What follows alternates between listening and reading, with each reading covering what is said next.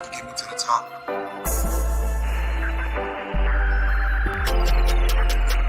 Frank Lee made the beat.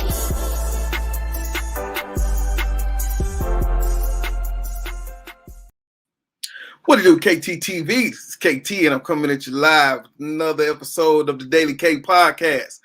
Woo! Look, y'all, I wanted to say, for tonight, we're gonna do a little something different. So we had a last-minute cancellation from our guests with all the storms going on, so we had to really adjust. So what I wanted to do was bring you one of my favorite interviews from my man and a new father of twins, Mr. Todd Nesloney. So what we'll do is I'll put this on for you, and we'll talk about it as we go.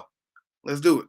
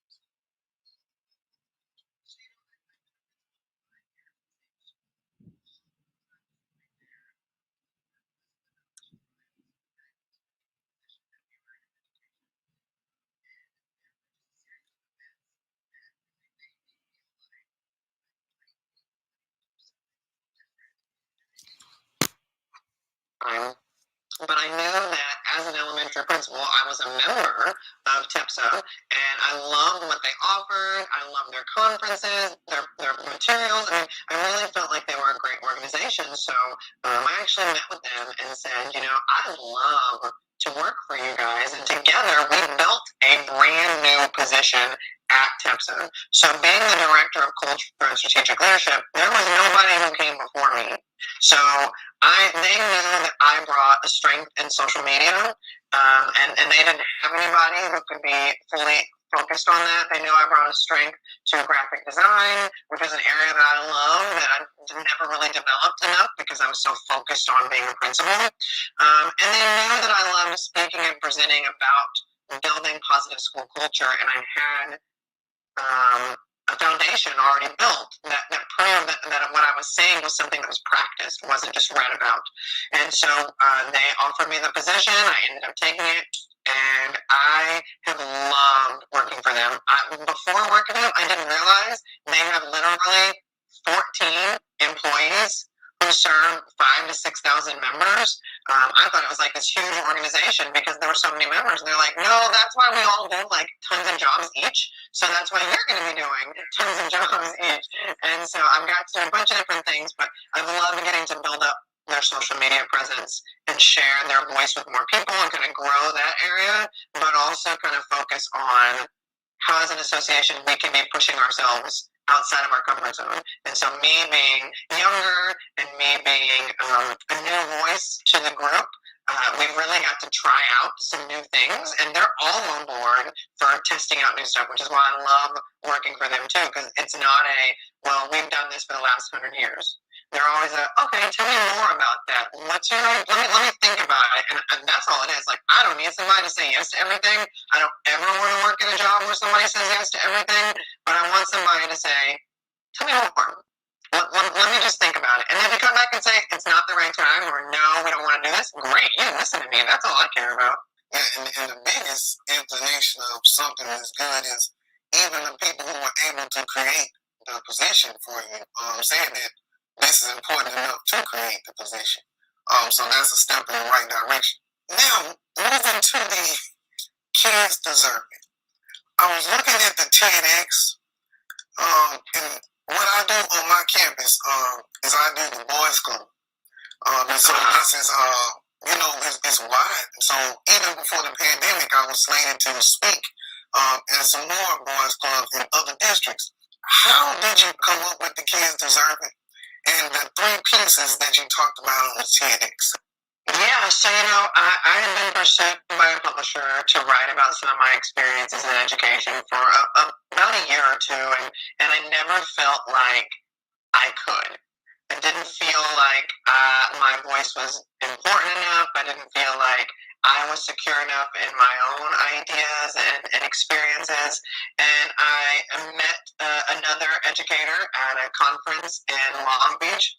We hit it off, and during one of our conversations, we were talking about, why can't you do that? Why can't you think outside the box? And then the comment was made, well, because kids deserve us to do it, and they deserve it. And both of us were like, oh my gosh, think about it. We can really challenge other educators under the guise of we should do that because kids deserve it. And then people can't come back and say, well, kids don't deserve that, because obviously we're not going to want to say that. And so we started writing together, saw that we wrote really well, and we played off of each other. And so I went to my now publisher and said, hey, I know you've been asking me to write something for a while. Here's an idea. What do you think? And he said, love it. Submit a manuscript. We'll see where we go from there. Ended up submitting something, not thinking much was going to come of it. Like, we had a goal of like 100 books in a year to sell. And it blew up, went wild. We did not expect it at all. And it was just a really powerful experience. And, as that brought new opportunities for me, one of those new opportunities was a TEDx. And that was probably one of the scariest things I've ever done in my entire life, because it is recorded, it is live broadcast, it's part of the TED team. Like, I was stressed to the max. And it's timed, and your slides are, it was, and so I thought, I'm a storyteller at heart. I feel like that's the way you break down the walls of others, is you show vulnerability and just tell your truth. You tell what you've been through. And so I thought, of course I want to fall under the kids deserve it mantra. And so what do I want to cover when I talk about that? One of the things in my kids deserve it is a story of my grandmother. And that was the very first time I had shared that publicly with my voice. And so I really felt like that was the opportunity to introduce that story outside of being written in a novel.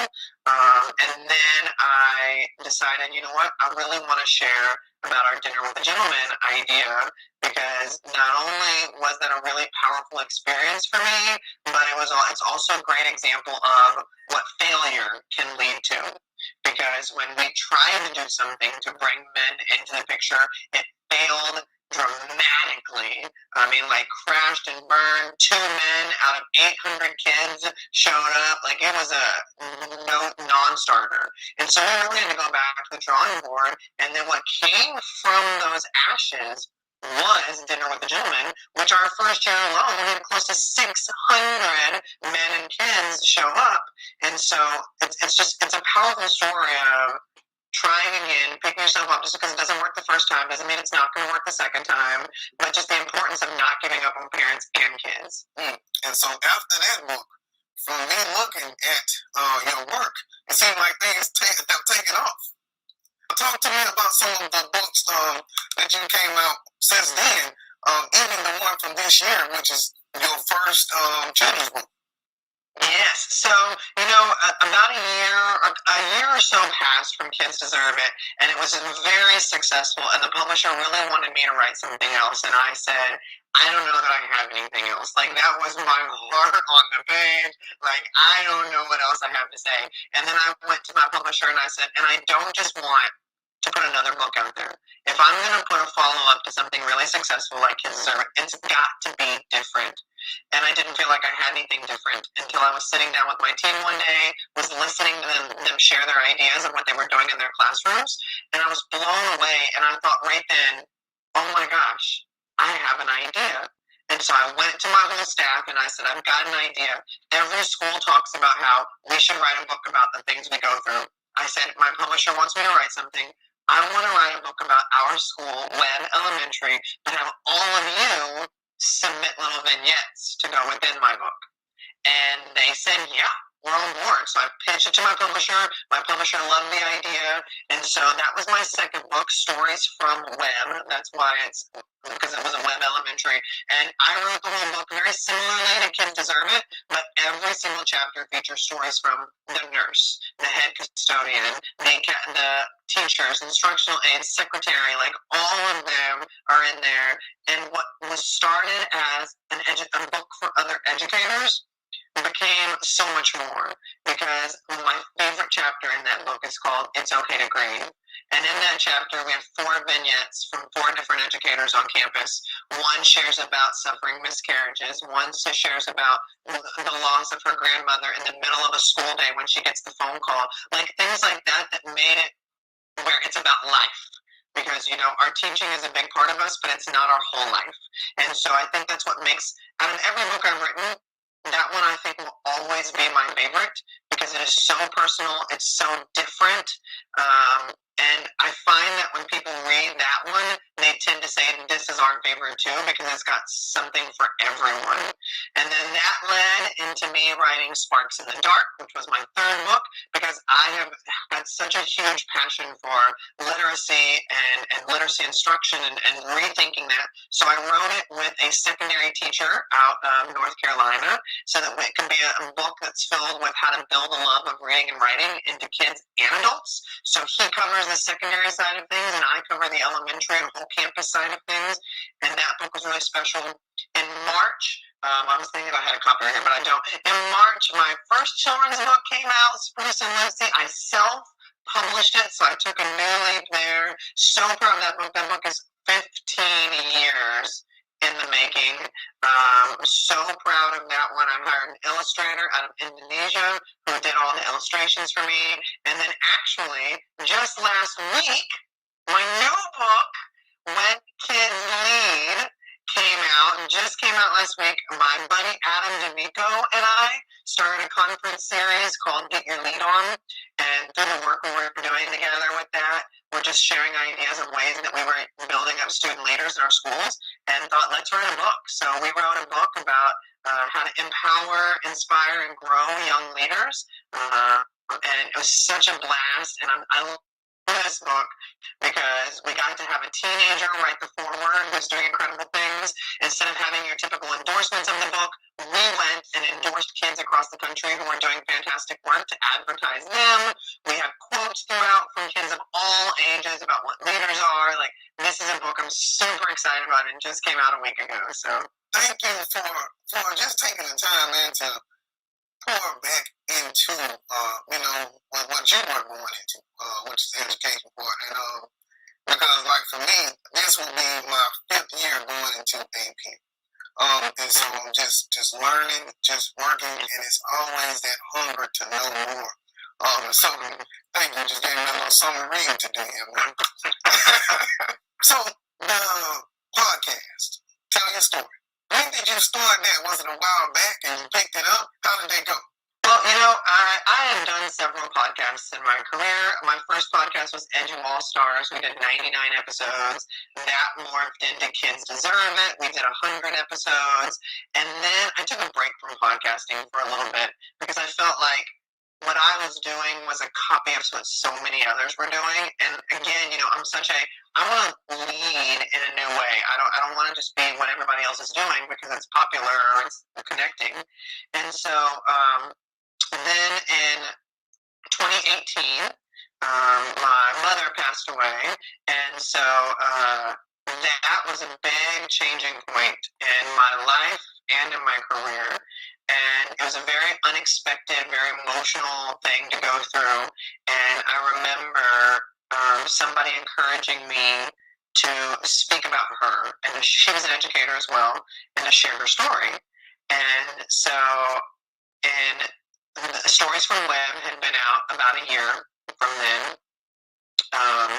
And so there was all this talk of me seeing the value of stories and me seeing what happens when we get vulnerable enough to share pieces of ourselves. And so one day I just turned on my live and I just talked through the story of my mom and shared that, just really vulnerably, cried on camera like a little baby. I was so embarrassed, but it was one of those things that I was like, if I'm going to be vulnerable, I have to be completely raw and vulnerable. And it just resonated really deeply with a lot of people. And it was my reminder right there of the importance of each of our stories. And as I began to connect with more and more people, I began to find that there were countless people who didn't feel like their story mattered or didn't feel like their story measured up because it wasn't as dramatic as somebody else or anything like that. And I thought, no, like you do have a story to tell. You do have a life to impact. And so that's where the idea of Tell Your Story began, is I wanted to interview people about life. Yes, oftentimes we talk about education. I mean, many of my guests are educators, but not all. And I've made a very concerted effort that not all of them are, because I want it to be a life thing. So, yeah, we talk about, like, how'd you get started? What have you learned? But then we always move into a little bit deeper of a conversation. I mean, we've had conversations about foster care, child abuse, miscarriages, addiction. We've dove into all of that, and it's been so successful and has resonated so deeply that even in the last month, I've been able to get, like, Matt Paxton from the TV show Hoarders came on, and Shuby from the Netflix series The Circle came on, and Jason David Frank, who was the original Green and White Power Ranger, came on. And so I've been able to kind of broaden into bigger circles and just bring people together. And it's so funny, I'll reach out to guests all the time and say, hey, would you like to come on? I've seen you share this. I'd love to feature that story. And the response 90% of the time is, why? Like, it's not that big of a deal. Like, nobody even knows who I am.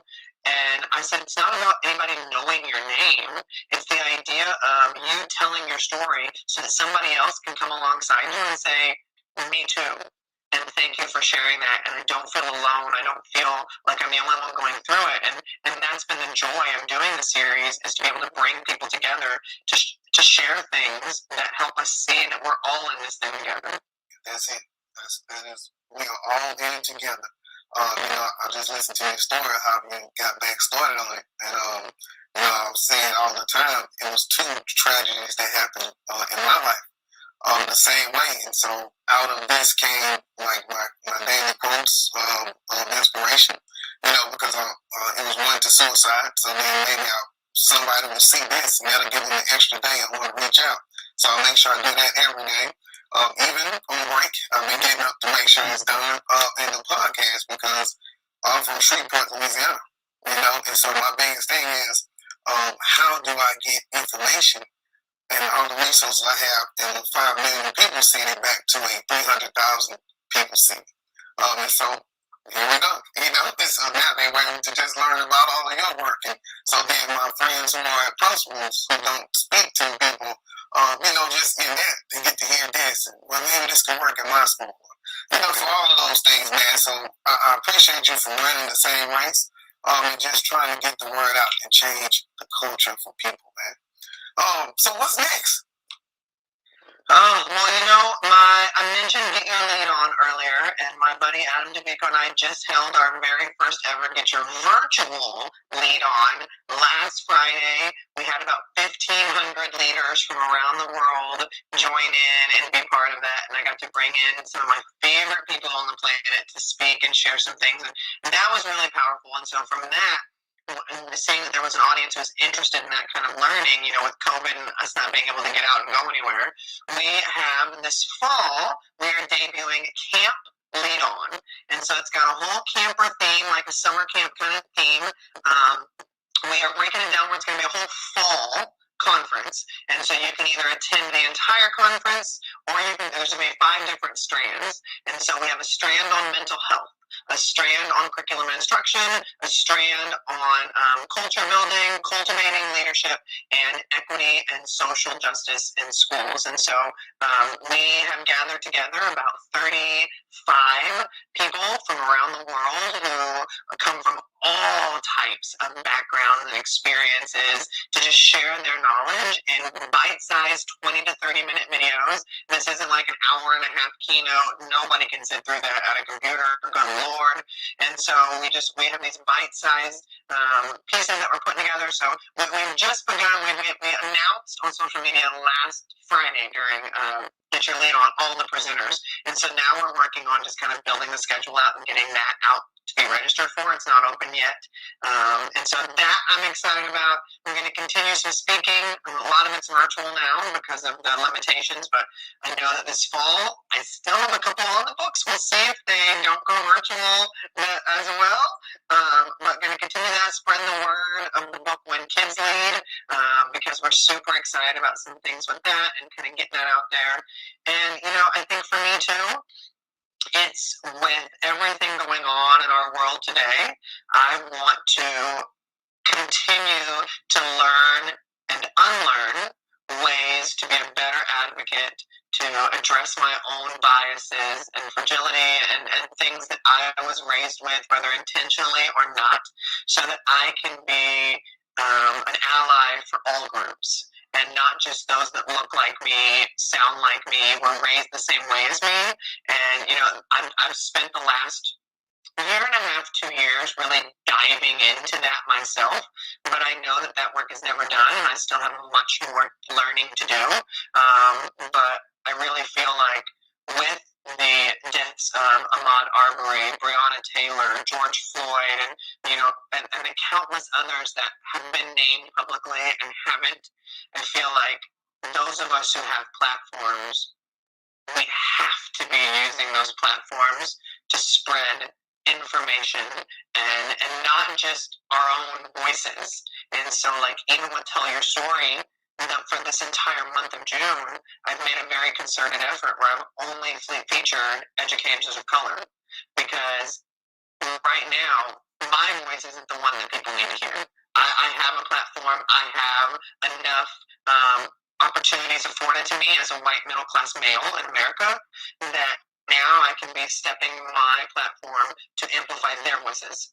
And for me to show all the great things happening in the way that we can learn and unlearn what we've been through, and to make our world a better place. Because if we truly believe and say that we are for all kids, and if we truly believe and say that we are for all teachers and all families, that means you have to be able to say things like Black Lives Matter.